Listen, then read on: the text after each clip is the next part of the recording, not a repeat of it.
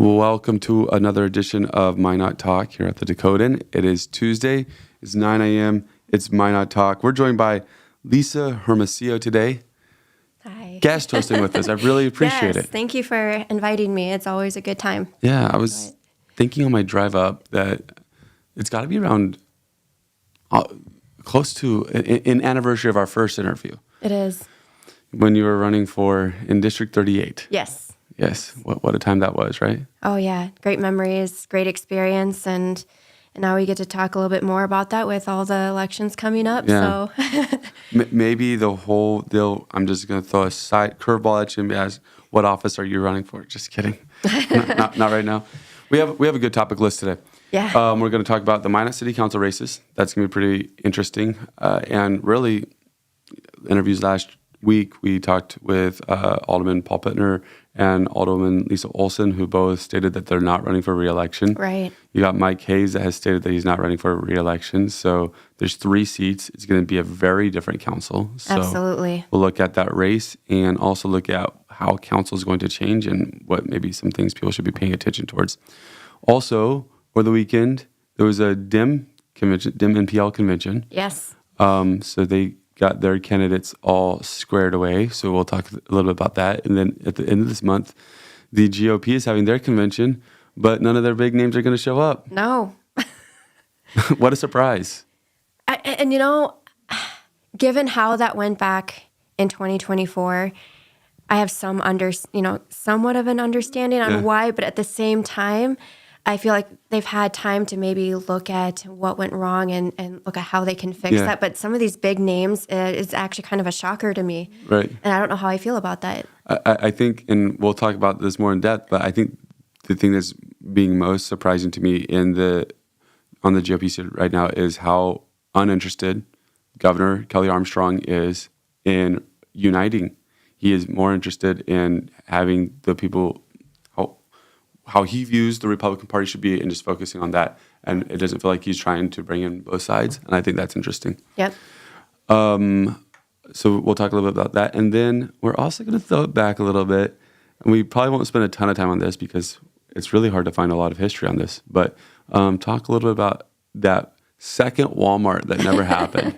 Yes. There's a lot of opinions on this. There's a lot of viewpoints on this. And obviously, it has come to the surface due to Sunset Boulevard and the proposing of that road being paved.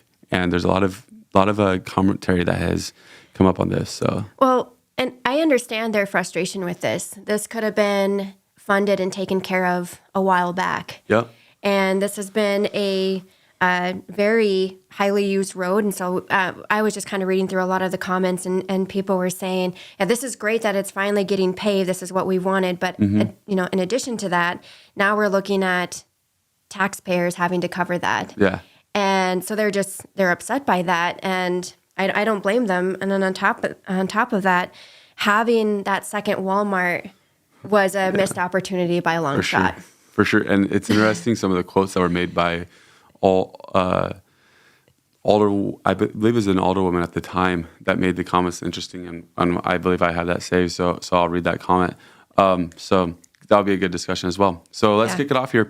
Jumping into the city council race, obviously we know the 2 candidates that have announced, or I guess really we're going to talk about mayor too. So there's 3 total candidates that have announced so far. We have Joan Hawbaker, who has announced for city council. We have former sidekick and no longer friend, Kyler Collum, who has announced as a candidate as well. Just kidding. We're still friends. And then we have current incumbent mayor, Mark Janser, who has announced that he's running again for mayor. That's the only announced candidates that we have. Which is kind of surprising. I guess maybe people are waiting till a little bit later to shake things up a little bit. Yeah. But I'm hoping. I know there's rumors out there too, and I think people are just waiting for the right moment for them to come out with their announcements, kind of getting a feeler for other people who have already come forward. But I'm hoping there's going to be more options. No, I agree. Yep. Obviously, we need it. At this point, we wouldn't even have a full council. No. I mean, they would have to figure that out, and it would happen. But we definitely need more candidates. But the problem is, though, signatures are due April 6th at 4 p.m. It's coming up. It's coming. It's less than a month now. It's coming right around the corner. And 300 signatures is not that many signatures, but it does still take time. It does. And so it's going to be difficult for somebody to jump into the race at this point. Yeah. But I do know that there are still some people collecting signatures. One of them is a candidate that ran in the special election, and that's Josiah Royce. Yep. He ran for mayor last year, and so there's been questions of whether or not he would run again this year. He hasn't formally announced, so there's a chance that he doesn't. I texted him yesterday. He said that he's currently gathering signatures and will likely wait until they're fulfilled before making any announcements. He could change his mind. Right. So he's still undecided, but he's at least doing the work just in case if he decides to jump in the race. Right. And I'm curious if there's more people like that. I really think there are. Yeah. I think there's people that want to surprise everybody at the last minute too. Yep. Like I said, they want to see who's already announcing, and there's some people that will decide not to, depending on who puts their name in there too. That's true. So we could not even really hear of certain names because of that. Yeah. But I hope that they don't do that just because certain people put their name in there. I think it's important for people to, take the leap and do it. Yeah, for sure. If you've ever thought about running for council, this is the time to do it because it is. Next cycle will probably be a lot more competitive than this. Oh, yes. A couple of the names. Now this stuff is like unofficial. There's sleuths on the internet, and we found something and blah, blah, blah. A couple other names that might be out there is Dave Wiley. Mm-hmm. Dave Wiley came up in his public appearances last year during the special election. During that time, there was a couple public appearances that he's made. And another name that came up through this sleuthing on the internet is Isaiah Keller. Yeah. So there's a couple other people that might, but again, these people have not announced yet. So I think they're still collecting signatures. I have an idea though. I think I know what's going on. Yeah. With the specifically, I think that it's a strategic tactic because last year Josiah knows that while it was divided on public opinion of him. Yep. Right. I think that's a fair thing to say. And so I think they could be deploying a tactic that they're going to wait till the last possible moment, turn in the signatures at 4 p.m. or 3:50 on April 6th. Yep. So they get their signatures in time, and then they can make the announcement, and there can't be somebody else that jumps in the race saying, oh, man, we need another candidate if he's going to run or whatever. Right. I think that could be a tactic that's being done. I'd agree with that. Yeah. I don't know. I could be way wrong, but I think that there's something that was learned last year, and it's fair. It's fair that if you go earlier, there's a lot of people that jump into the race. I think we saw that even with Fuller and Janser and how all that, and then Pittner jumped in and all this stuff. I think you could take a lesson from that. Yeah. Well, and that's what I was mentioning earlier is that there'll be people that will either throw their name in or step aside. Yeah. Based on that, and so it could kind of come in phases where, I don't know. But I really do think there's going to be more people that put their name in there. We need it. Yep, we do. We need different perspectives, different backgrounds, both professionally and personally. I think it just makes for a stronger council. We talk in terms of balance. Everything going one way is not healthy or constructive. Right. And it's good to get those debates. And I think if we have too much of one side, you're not going to see that. And then I don't know. That's just my opinion on that. So I'm hoping that. I agree. Yeah. It's mentioned by Miranda Schiller, there's always the option to do a write-in campaign, and it's true. Yeah. And if there's an empty seat, I'm sure we'll see that happen. Yeah. What I mean by empty seat, if there's only 2 candidates for the 3 seats, I'm sure we'll see a write-in candidate appear. But I don't mind if there's a write-in candidate, but I hope we don't have a write-in candidate because there's only 2 people running for 3 seats. Yes, that's a good point. But if that happens, I'm still not jumping into the race, and I will not be a write-in candidate. Okay. All right. Not that anybody cared, but I'm not interested in running. Okay, so we have these candidates. We could break down, and maybe we will a little bit as we get into this next conversation, but a key part of this is not just the candidates that we have, it's the total reshaping of council that's going to happen after this election. You have a lot of experience that's leaving, for better or for worse. Some people say that's a good thing. Some people say that's a bad thing. Right. Choose the side that you're on, great. But you're going to be losing the appointed council member, Mike Hayes, he has stated he's not running for re-election. Right. Going to be losing the Lisa Olson, one of the longer tenured people on council, and then just behind her is Paul Pittner. Yeah. Going to be losing those 3 individuals from council. And what it has created to this point is with Mayor Janser, we have had some fantastic discussion. Yeah. Some people love it, some people hate it, but at the end of the day, there's been some strong points of views that have been shown from both sides of council, or it's not really the aisle because it's no parties involved here, but definitely contrasting views that have been shown. And honestly, if we're not careful, we risk losing that with this election cycle. That's something I'm concerned about. Yeah, and we kind of talked about that a little earlier too, and that's exactly my point. Is that we need those challenging conversations and debates happening. You have Lisa Olson, who's been a long time strong voice for all things family matters, daycare, affordability, law enforcement, economic development, and not to say economic development is not a top priority. It is yet. Yeah. But without that voice there, I don't think a lot of those topics are going to be as talked about as in depth as it has been. Right. And even if the votes didn't go in her favor, it's still important to hear that side and have that perspective on there. So, but I really agree with that. I agree. So, economic development, it's come up on the last 2 podcasts. Oh, yeah. We can dive into it for a minute. What to you, what's economic development? Like, I feel like, have you ever read the book? It's a kid's book. Like, I think it's Who Is My Mom? I forget who wrote it, but it's like a Dr. Seuss type book. Okay. Yep. Yeah. Are you my mother? Are you my mother? Yes, there you go.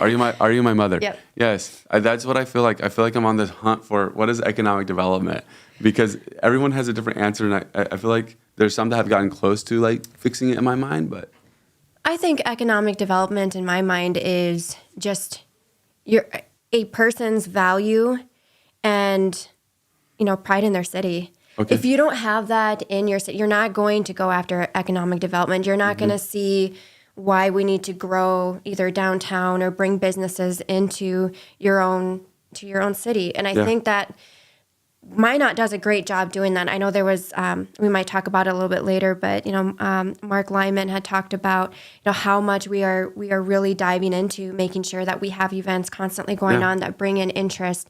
And if you don't feel that about your own city, then you're not going to see these opportunities, or you're not going to seek them out, is what I'm saying. You're not going to seek them out. Yeah. And so, we do a good job. I know there's upcoming potential opportunities coming to Minot that will bring in and bolster, job opportunities. And so I think we're going down the right path, but that to me is what economic development would be, and really just seeing the needs that we have and making sure that we're addressing that and doing everything we can to be successful in that. Yeah, and, makes sense. Yeah. So as council moves forward, economic development will be a priority in there somewhere. It might be low on the priority list, but it needs to be in there somewhere. What are some of the things that you think some of these people that are running for council should be concerned about or be prioritizing during this really next phase of the city of Minot? Well, I think one thing that's going to come up, and it has for a number of years, is they're really going to hound property taxes. Yeah. But I do think economic development is going to be one of them. You can't progress without it. You really can't. So I think those 2 things are going to be one. And then also just with the transparency of a council, and we went through a very rough patch over the last couple of years. So I think transparency is going to be another one that they're really going to have to dive into and prove to voters that this is what I'm going to accomplish, and this is something that I'm going to prioritize. Yeah. But I know with law enforcement and everything that happened with like the pound, I think that's still something that they're going to have to talk about, like long term. We have decisions that have already been made, but how are you going to go forward with that? What are your plans with what has happened? I think it's easy to go into it thinking this is what I want to do, but you also can't just completely, I don't want to say negate, but decisions that have been made. So I think that's another good thing that candidates could look at and dive into. I think that's going to be really important for voters to hear. It's a really good point because last election, the true election cycle, we had this ticket that came in, and there's been good things. We've had great conversations with Mike Blessum, with Rob Fuller, with Scott Samuelson. But it's going to be interesting because we're going to have that same effect, whether or not it's a ticket or not. It remains to be seen. But we're going to have 3 new people again. And when Blessum, Samuelson, and Fuller came on, they had a very main key priority of balancing the budget. Yep. Or I should say balancing the budget, but reshaping the budget. Yep. And if you have 3 new people come on, what is their new, fresh priority going to be? And does that, like you're saying, align with some of the things that have been happening? Or does this create like almost like this deadlock where we're not able to necessarily progress very well on some of these things because of 2 sides having 2 different goals that they're trying to accomplish? Honestly, I didn't really think of that as a potential because it is. We could end up in the same position that we're in right now, which has been very frustrating because it's either deadlock or it's. But I think maybe a weird strategy would be for candidates to look at if they are, invested and see, good spending, they could take on points. They could say, this is what, Fuller, Blessum, and Samuelson have been doing, and this is what I have appreciated. They stuck to that, right? That was something that they said they were going to do, and I think they have. I think they've fulfilled that. They have. They've kept that promise. And they can tie that in. But if they're coming in on a completely opposite end on at least maybe the budget side of things, then I think we're going to see maybe more of those deadlocks occurring. Yeah. Yeah. But what if there's a change of focus from them completely? So you have the budget. Maybe they even have somewhat common ground in there, but you have them. Some of the priorities of them is to begin to change how some of the offices of the city works, or change how and the priority is more, rather than just looking at the budget. And I say that because Josiah Royce, the first time that he campaigned, and again, he hasn't formally jumped into the race yet, either race, but the first time he campaigned, it was this constitutional mayor, and it was we need to go and combine the PD and the Ward County Sheriff's Office, and it was these ideas that were going to be very big, and there'd be a lot of conversation had about them, but they're very big ideas that you're going to not, that the current council was not focused on at all. The closest we got to combining the PD and the ward was the library, and that probably won't happen. Right. That's about the only alliance that the county and the city were going to make there. Yeah. And so that probably will not happen, but that's something that's still ongoing. So what if the focus that they bring is just completely different in that?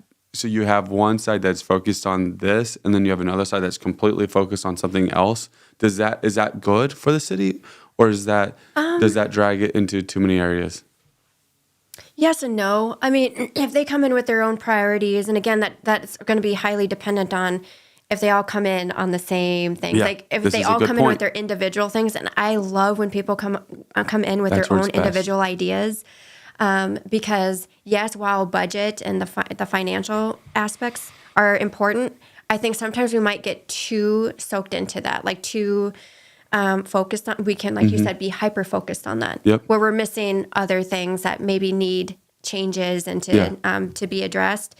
But if we can collectively do that as like a team effort, I could see that being a beneficial thing. I could see that being constructive. Yeah. It just really depends on who we get in there, and I mean, it could go either direction. Yep. Very interesting. All right, so let's kind of go through these candidates. Some of them we know a lot about, like Kyler. We know a lot about Kyler. We know Kyler. So he's a good one to start off with. He's easy. Seems to be, from what I've seen, seems to be fairly balanced. Someone that has been budget focused. I don't know exactly. We haven't had any candidate interviews yet, so they'll be interesting to know. But I believe that the incumbent council members have a goal of keeping that budget around that the property tax portion around 20 to 21 million. And I believe that Kyler is somewhat fine with that. Yeah. So it seems like he's going to be a little bit in line with that. Overall, it seems like he's someone that would want to listen and stuff like that. It seems like overall he'll be a decent council member in that regard. I'm going to try not to be too biased here. Yeah. But no, he does. And he has done, I think his time here at the Dakotan and his role, he really kind of dove into just the community part of it. He's got that personality that is approachable. Like you said, he's not afraid to ask the questions, to ask challenging questions, and to really kind of get to the root of things. I think is just a highlight of Kyler. And he's just a person that really cares about, the well-being of the city. And I love that he is younger too. I think he made a point that, having different ages in there because we're all in different phases of life. And so current events and things that are going on in the city affect people differently. And so he's going to kind of bring that perspective as well too. But he is just, like you said, someone that's going to be willing to listen and to seek out feedback from people too. I think that's one thing that I really remember him about is he's not afraid to get feedback from people, constructive and criticism as well. And I think that's important. Absolutely. So that he's an interesting candidate. Then you have Joan Hawbaker. Now, I don't know much about Joan. I don't either. I know that she was a lifelong nurse. She said spent some time in Australia doing some instructing. I thought that was kind of cool. Yeah. But she's also done a lot of work with nonprofits, and I think that is a really strong point for her too, because that brings a lot of different experience and the ins and outs of running a nonprofit and how city council decisions will affect nonprofits. And so I think that's I don't know. I like that about her. I think that's good. She on the Sunset Boulevard. She didn't agree with the decision to pave, and we can talk about that more. But to pave the road, but would have liked to see the landowner have to contribute half the cost, right? And of course the requirement that the property would be annexed, right? So that kind of gives you a perspective on some of the current issues. Yeah. Supports a city and county conversation around a library merger, which is an interesting one. Do you think that will happen? I know this is like in left field, but do you think that will happen? I don't. Yeah, me either. I really don't. It's something that is like, it could make sense. There's a lot of crossover, but I just think that there's not enough crossover. Yeah. Now, maybe in a couple of years, if both budgets and this 3% cap is just so hard and stuff like that, then it's like a forced thing. But But then in some places you've heard it happen and it didn't even save that money in the long term. So that'd be an interesting thing. But again, same key points there. Property taxes, fiscal responsibility, or other ones that she had notated. A quote, with our 3% cap now, where's mine going to start tightening the belt on the budget? I think we need some really hard looks at that in order to use taxpayer dollars wisely. Right. So be interesting. This is kind of interesting about her. Grew up on a farm near Portal. 7th of 17 children. Yeah, I saw that. That's crazy. Like the 15-passenger van didn't even work, and they might not even had those. Right. I love big families. My dad had 10 siblings, so I grew up with a lot of cousins, and so gotcha. I think that's really cool. Very cool. Yep. So that is Joan Hawbaker, interesting candidate there. She was also one of the ones that did apply to be one of the appointed council members. Special election. Yep. And so she was not appointed there, but I heard that she was one of the top considerations there. So very, very good candidate there. And then you have, that's all we have. Yeah. That's all we have. But then we jump into the potential candidates. You have Josiah Royce. I think everyone is pretty much aware of where Josiah Royce stands on stuff. You have Dave Wiley. This is one that we don't know much about Dave. It's been hard to get information on Dave simply because he hasn't formally announced, so you don't have the information there. But seems like there's a chance that he is running, not with, but that Josiah may have encouraged him to run. Sure. So there's probably some unique priorities that he has, and also some similar priorities there as well, which would be property rights, limited government, fiscal accountability, those type of issues are some of the focus points that Josiah had in his campaign. And then lastly, Isaiah Keller is the other one who would have similar priorities of those essential city services, but limited municipal government, property rights, local control, and even parental rights. So be an interesting race. Yeah.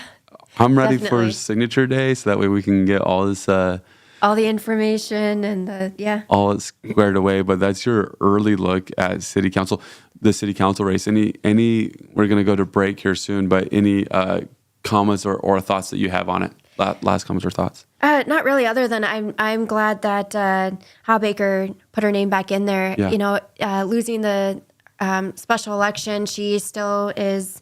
It shows that she's motivated and shows that she really cares, and she's in this for the long run. And so I just want to commend her for doing that. It's good to see people continue on. That's a really great point, because we had over 10 people go and put their name into that, and none of them, other than Joan, is running for election, not even the appointed one. Yeah. That's pretty incredible. Yeah. And I don't. It's kind of disappointing, honestly. It is. I felt like there was a couple names from that probably should have ran. Right. And they didn't. Right. So kind of disappointing there. But it'd be interesting to see what the new balance of council is. Yeah. Definitely. All right, we're going to go to a 60-second break. We'll be back after that. We're going to talk some of the state stuff.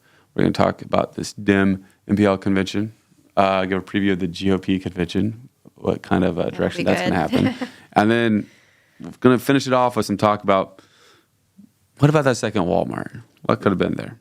We'll see you in 60. In the demanding world of oil and gas, precision, safety, and efficiency are non-negotiable. Unmanned operator drone services revolutionizes how you monitor, inspect, and manage your operations. With cutting-edge technology and expert operators, we deliver real-time data, detailed reports, and actionable insights for our valuable clients. Why risk the safety of your team or waste precious time? Our drones access even the most challenging areas with ease, reducing downtime and enhancing safety across your sites. We take the guesswork out of your projects by offering LiDAR, mapping, and inspection services so that your projects stay safe, on budget, and on time. Unmanned operator drone services, where technology meets safety, precision, and efficiency. Contact us today to elevate your operations. Yes, pun intended. All right, puns are out of the way. We're back at it. It's Minot Talk this Tuesday morning. Of course, coming your way every Tuesday and Thursday at 9 a.m. We're joined by our guest host today, Lisa Hermosillo. Again, thanks for coming on today. Really appreciate it. You're welcome. We're switching gears a little bit. Over the weekend, there was a DEM-NPL Convention, and they got their candidates hammered away. Now, there was actually... Hammered. I guess the puns weren't out of the way. Sorry. I forgot. They did.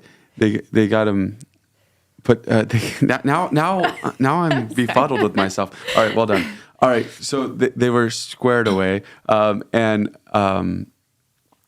we had Trygve Hammer, that was the endorsed for the representative position again. Now, but the point that I wanted to make was he defeated two other Democratic candidates for the endorsement. One was Vern Thompson. The other was Helen Neville.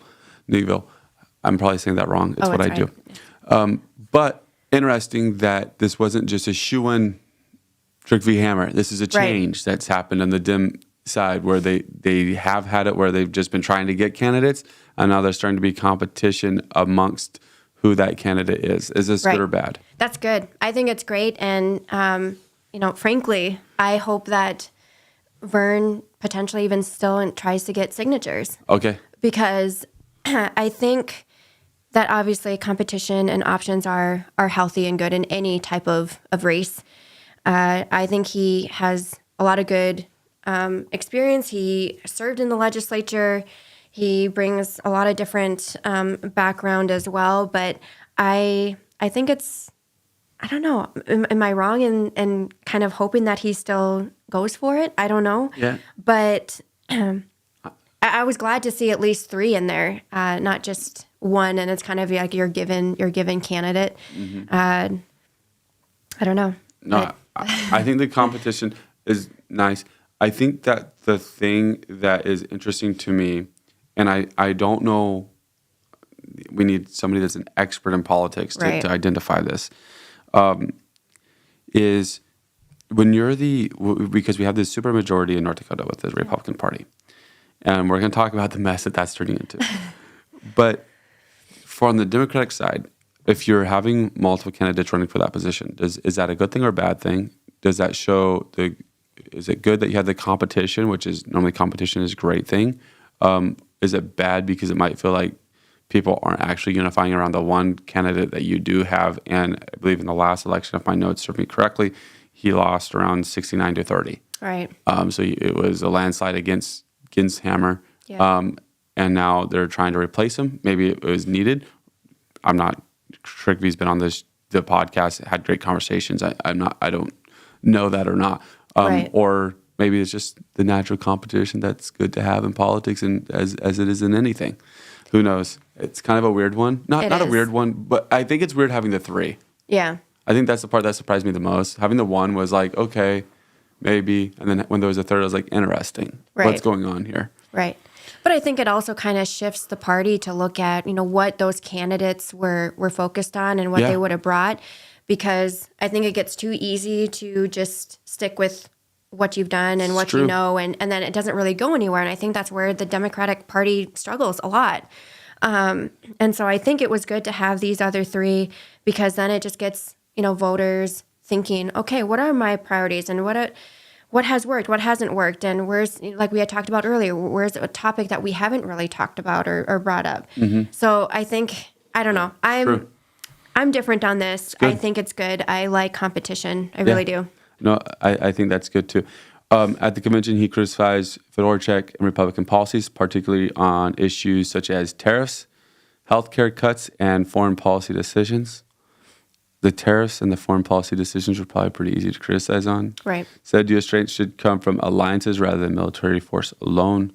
And then, of course, this is going to put him against, most likely, Julie Fedorchak. Yeah. But that remains to be seen still. Yep. But most likely puts him against Julie Fedorchak for that position. And then, like you said, maybe Vern Thompson will pose a writing campaign or something like that. Right. There's other candidates that were endorsed at the convention that was held in Bismarck. Yeah. Do you know how many people were at that convention? It's a question. I don't. Me either. I wish I did. I think they just ran numbers for how many delegates, which was 452, which I believe the chair of the DEM-NPL, Adam Goldwyn, had mentioned that was a pretty big increase from prior years. Gotcha. So, and then so far, I believe they have 49 legislative candidates, which is good, but it's not, I mean, hitting the marker of getting to every race being contested, but that's still better. It's a step in the right direction for them. The Democrats NPL endorsed Ryan Braunberger for Secretary of State, Tim Lamb from Grand Forks for Attorney General, Scott Kelsch of Fargo for Public Service Commission, John Peterson of Mayville for Public Service Commission. Maybe I have my notes wrong. Tracy, that's correct. Okay, that's right. Yep. Tracy Foss Hatton for Superintendent of Public Instruction. And that just comes to a letter of support at the convention. Yep. So they're running a pretty good slate, or pretty full slate, I should say, rather, at the state level in these races. Absolutely. It is interesting, though, about that you mentioned about the district races, throughout the legislative races, throughout the state, only 49 candidates. Still not going to be competition, everyone. Right. When do you think they get to that level where they've been making a huge push? So does that come next cycle? When do you project in your crystal ball? I don't know. I don't think it's going to happen this time around. Yep. But I think that I've been pretty forward about my comments, but I think when there's a change in leadership, I think other changes come along with that. I see. And so I think, and it's criticism right now, but I think until that kind of happens, we're going to kind of see the same outcome, and hopefully not. Hopefully that changes for them, and that's a positive thing. But it's very, very difficult for me personally to see that changing anytime soon. Right. Hey, you have every bit of criticism that I've lathered up this podcast, you have shot down with positivity. So it's all right for you to have at least one critical thought, right? Okay. So we'll give you room for that. All right. No, I think that's an interesting point, or a very good point that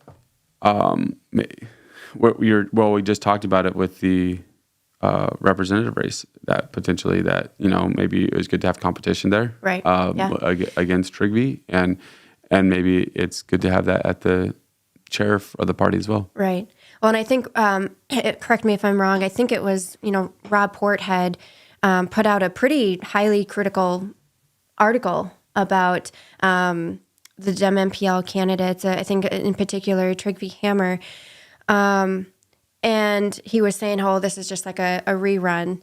But Gotcha. At the same time, I guess I would say is it takes time for people to run and to get their name out there. And but he had kind of said along the same lines of, what changes really are there with the party, though. Gotcha. I don't think it was necessarily at Trigby Hammer. It was just what are the changes? What are we? What's the hype or what's being shaken up a little bit within the party? And I think Rob Port is just saying that he doesn't feel that right now. Yeah, no, that's a good point. One, when I feel like when you're facing the supermajority that they face, you need that name recognition. Mm-hmm. And so running multiple years in a row, I think or races in a row is probably a good thing. Of course, on the House of Representatives, that means that you run a lot. Yes. And so maybe it becomes trite faster. But I think that's a good thing. But then also, it's a very good point of saying, all right, whatever the messaging, though, that you guys are putting out there, it's not working. Right. So there may need to be a look at that, and that sometimes looks higher than the candidate to the actual party itself. Yes. And their point of view that they're bringing into the state. Yeah. So that'll be interesting. They got their candidates aligned. The Republicans don't yet because their convention is at the end of the month. Right. But there's some news that's broken, even on the North Dakota Monitor, that the North Dakota Republicans make unprecedented move to skip the state convention. Yeah. Crazy. It is. And there's, like we had talked about, there's some pretty well-known names that are not. Yeah. I think the one for me that kind of shocked me was Michael Howe. Okay. That one kind of. Yeah. I was not anticipating that. I see. Yeah. Michael Howe, Secretary of State. Yep. He's going straight to the June primary. He said he's expecting a low turnout at the state convention based on feedback from district meetings. Yep. He said it was clear that there wasn't much interest in attending the state convention, so I'm going to go straight to the primary election and seek the nomination there. Of course, there's a couple things that we'll talk about on this. One before I jump to the other side, I think also Fedorchak, it may not be surprising, but I think it's a very tone-deaf move by her. Yes, I agree. One of the criticisms of her has been her virtual town halls, where she just doesn't feel like she makes herself available to the people as much as she might should, as being the representative of North Dakota. Does some media and stuff like that, but doesn't necessarily do the coffee shop, whatever, to get directly to the people. Right. And so now we're not even going to show up at the convention where people can shake your hand. Well, and Trigby Hammer's criticism of Julie was completely warranted. Yeah. I mean, at this point, for her to, it's not a good look for the party, and it's not a good look for her. Mm-hmm. And the reason why I say that was, her campaign response and statement, like you had mentioned, was completely tone deaf. Mm-hmm. Just to quote a little piece of it, she said, "She will continue to be a teammate for Trump's pro-energy, pro-border security agenda." Mm-hmm. And to me, is she essentially saying that supporting Trump's agenda is the only agenda that matters, or that she's just going to hopefully, receive the, go through the primary just based off of this statement here? It's, where are the voters on this? It just seems like she is more focused and hyper-focused on that than anything else, and to not go to the convention too. Just, it's like I said, it's not a good look. I don't know. That really, really bothers me, to be honest. Just the response just really lacked. Right. Yeah.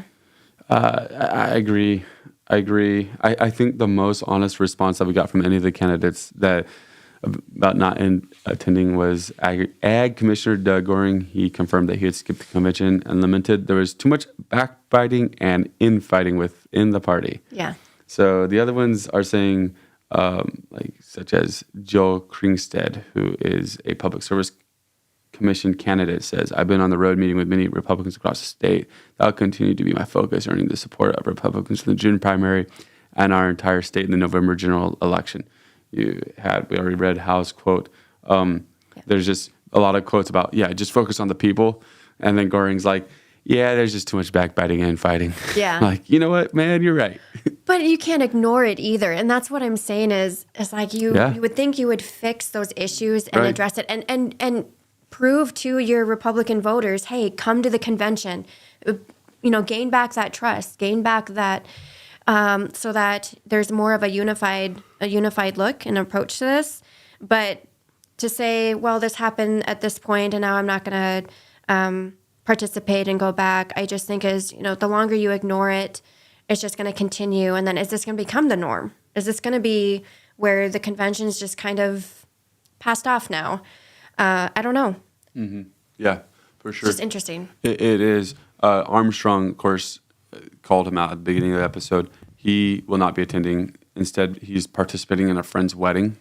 And his office spokesperson said the party did not consult Armstrong when setting dates for the event. Oh. Yeah. I just want to know how close the friend is. Yeah. How close is your friend? You know what I mean? Because like I actually they didn't consult me either because I have a friend's wedding that's happening that weekend, but I'm in the wedding. So so that's one thing. Yeah. But if it's just like, found one of my college buddies from 20 years ago, he's getting married, let's show up there, Yeah, like I said, I mean the convention has always been a big deal. Yeah. It's like I said, you want that unified look, and that's where a lot of the resolutions are made or decided on, voted on, or I don't know. It's just good discussions that are supposed to be happening. It is. And to have your very high notable leaders within that party not there is, like I said, it just doesn't look good. It doesn't look good, and I think it finally highlights it doesn't finally. It's been no, it does. It finally highlights it in like the brightest highlighter you can get, whatever color that is, and maybe it also adds a red underline to it of saying, okay, the process that the Republicans have right now is clearly broken. Right. Because the main people in the state feel it is so unimportant to attend the convention that they're finding other things to do. Yeah. So that way they can miss the convention and just go straight to the primary where they feel confident enough that they'll win, and most likely they will. Right. Based off past results. Right. So is that where does that problem lie then? I agree that these names should be attending the convention, but does that mean that the party is actually kind of not with the actual people? I don't know. I mean, it kind of gives that impression for sure. Yeah. It does. It starts to give the impression when somebody feels like I don't need the party's endorsement. Yeah. And Balaz is, I think participation matters are going to miss a good convention. And it's like, yeah, you're right. But they won't run as an independent. And that's what I'm saying. Like, if you're not wanting the party's support, then I don't know. It's just, it's odd to me. And even for Fedorchak, it wasn't an event. It was just, well, I have Trump's endorsement. That's all that matters. Right. And that to me is just very off-putting. And I think a lot of Republicans are very frustrated, not just with her recent voting, but this just is kind of like the final jab a little bit there with that. And I just, like you said, she might still very well win the primary on the Republican side, but I don't think that's showing a lot of effort and true caring about the voters. And here in North Dakota, it's just like her focus is just on one single other person, and it's more than that. North Dakota is more than just about Trump and his agenda, right? Mm-hmm. And even if you're a Republican or not, it's just it's kind of a bold, risky statement, in my opinion. Yeah, I see that for sure. Mm-hmm.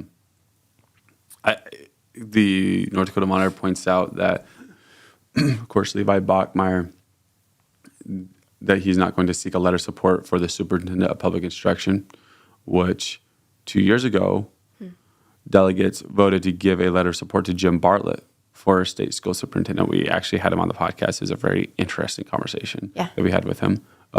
He advocated for the 10 Commandments in public schools. Right. The incumbent, at that time, Kirsten Baszler overwhelmingly won the June primary, and Bartlett came in third in voting. And so I think they're kind of pointing out how perhaps an effect of the endorsement has come from the convention. Right. Doesn't even matter. Right. So does it mean, what does it mean? And I don't know the answer, and I assume that you probably don't know the actual answer, but you might have a perspective on it because it's so complicated. People are grasping to find the answer. I don't think the answer is to say, okay, well, we're wrong. We should just give the other side all the point of views because there's the two sides that are fighting in the Republican Party. If you're going down that lane, there has to be a way that creates better conversation in the Republican Party so both sides can be heard and can feel heard. I mean, I remember several years ago, Kevin Kramer getting up at the convention and going a little bit down those lines of, he was appalled by what was going on and saying basically, we need to be together. And it's like true, but now we're clearly not. Yep. And we're clearly not. So how do we begin? How does the Republican Party begin to get back together? Is there hope for it, or is I think the best solution is that there's a strong Dem party, but yeah, right. I think it's not going to be an overnight thing too. I think this is also going to take time. Like we talked about the Democrats' messaging, and then the unified look of the Republican Party. It's going to take time, but I think, like I had mentioned earlier, and I know I am repeating myself again too, but I feel so strongly about it, is until they're willing to look at the root issue and talk amongst each other, and just ignoring things and passing it off, it's not going to go anywhere. So I think it's going to take somebody, and I would hope, and we should expect it coming from somebody high within leadership in the party to be that voice, and to, like you had mentioned, Kevin Kramer had attempted to do this, but it just needs to be consistent. It needs to be routine. And I think until we have someone that's willing to do that, it may just kind of stay stagnant. I don't know. Right. Be interesting.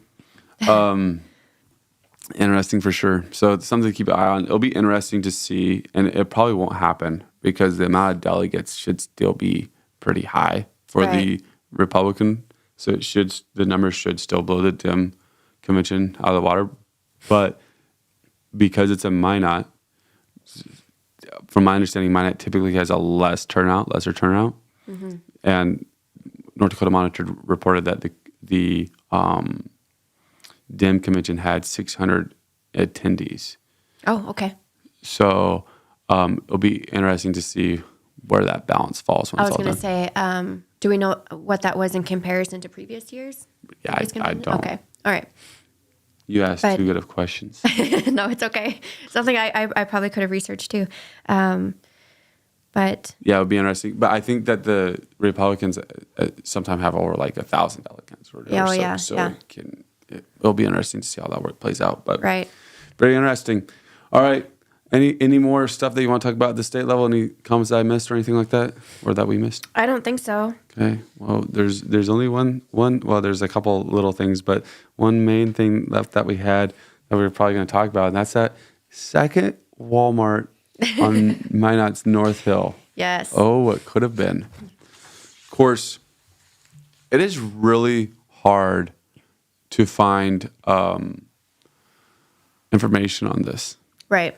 The best bet you have is going to talk to people that were there, and that's good, but you definitely get a viewpoint. You don't necessarily get that just, this is what happened on a news article, and there's like one news article that we found. There's not very many news articles that are on it either. So it's definitely an interesting deal that happened all the way back in June of 2013. Yep. First go around, they actually voted to approve this Walmart location on North Hill. It was a close vote. It was 8-5 on the 14-member council. Yeah. There was one member abstained. That was Bob Miller. Bob Miller said, I'm not going to vote for it because, I work at Walmart. Well, he worked at Walmart, but he didn't own Walmart. Right. So there was no conflict of interest. Right. I was kind of curious about that when I read about that too, but I don't know, but I guess it was good for him to at least keep that, to consider that and to bring that up and at least disclose that. And then at the time they could have maybe decided, hey, I don't think that you should vote on this but and then the second time around, then it was 7-6. It was 7-6, right.